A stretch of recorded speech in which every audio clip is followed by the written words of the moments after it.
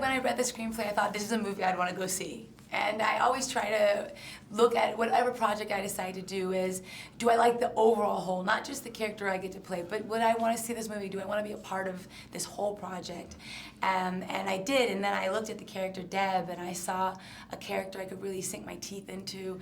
She was complex, and she was also full of,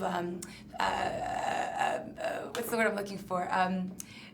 On one hand, she was, really strong and tough. On the other hand, she was very vulnerable and in desperate need of love.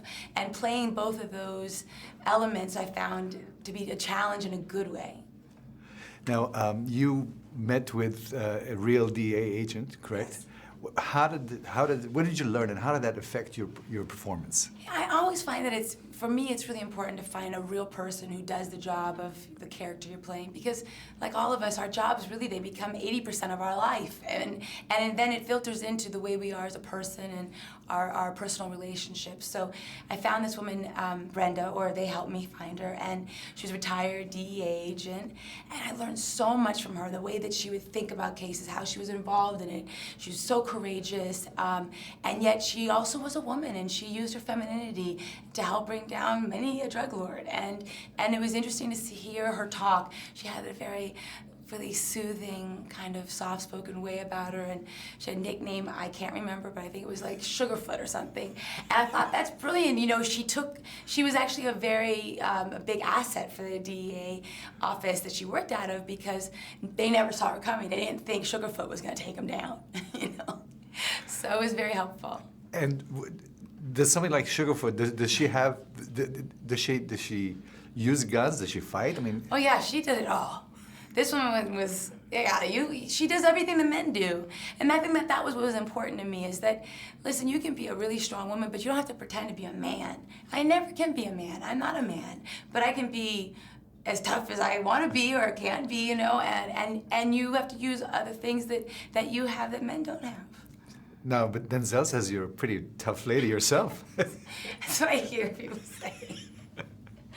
I guess I am a little bit. You go back with Denzel a couple of movies, right? Yes.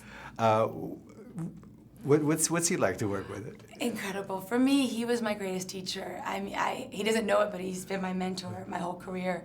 I had only done one movie before. I got to work with Denzel in Deja Vu, and it changed me as an actress. I just watched him. He's one of the greatest actors of all time, and so I would just watch him, and I would just I'm going to do everything that he does and the way he does it. And I took that with me for every film I've done since. And so it was really exciting to be able to work with him again. It was a real pleasure.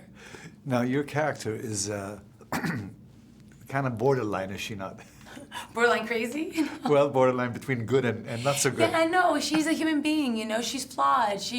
I think that's what you see, the most intelligent person and the strongest person can be weakened by love and by the need to be loved. And in that's when she makes she makes some mistakes and makes some poor choices. What about money? Can that affect somebody like this? Yeah, but you know what I realized with her? I felt like it had less to do with money. I don't want to give away too much away, but her thing was more emotional than.